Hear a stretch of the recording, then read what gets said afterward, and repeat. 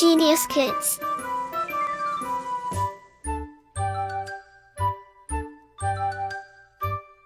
Cultivating love for learning. अध्याय 11 काल tense. सभी क्रियाएं कार्य अलग अलग समय पर होती या की जाती है। देखिए, पढ़िए और समझिए। सार्थक लिख रहा है। हवाई जहाज उड़ गया। रंजन गेंद से खेलेगा। उपर्युक्त तीनों वाक्यों की क्रियाओं को ध्यानपूर्वक देखने पर आप पाएंगे कि पहले वाक्य में लिखने की क्रिया चल रही है। दूसरे वाक्य में उड़ने की क्रिया पूर्ण हो चुकी है तथा तीसरे वाक्य में खेलने की क्रिया आने वाले समय में पूरी होगी। इस प्रकार ऊपर के तीनों चित्रों में क्रियाओं के होने का समय अलग अलग है। वाक्य में आए क्रिया शब्दों से पता चलता है कि क्रिया हो रही है, पूरी हो चुकी है या पूरी होगी।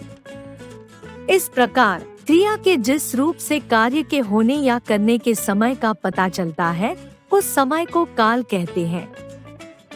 काल के भेद काइंड्स ऑफ टेंस। काल के 3 भेद होते हैं। 1 वर्तमान काल, 2 भूतकाल, 3 भविष्यत काल। 1 वर्तमान काल प्रेजेंट टेंस क्रिया के जिस रूप से उसके वर्तमान समय, अब चल रहे समय में होने का बोध होता है, उसे वर्तमान काल कहते हैं। वर्तमान काल के वाक्यों के अंत में हैं, हो आदि आते हैं, जैसे 1 ऋषि खेल रहा है, 2 हम सब पढ़ते हैं, 3 तुम कहाँ जा रहे हो, 4 मैं विद्यालय जा रहा हूँ।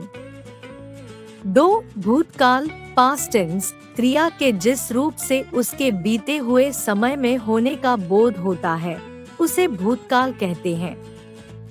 भूतकाल के वाक्यों के अंत में आ, ई, ए, था, थी, थे, थी आदि आते हैं, जैसे 1 विभोर कल ताजमहल देखने गया, 2 रवीना अपनी सहेली के साथ फिल्म देखने गई, 3 मैं बस से स्कूल जाता था, 4 तुम सब कहाँ गए थे, 5 मेरी दादी जी अध्यापिका थी। 3 भविष्यत काल फ्यूचर टेंस क्रिया के जिस रूप से उसके आने वाले समय में होने का बोध होता है, उसे भविष्यत काल कहते हैं।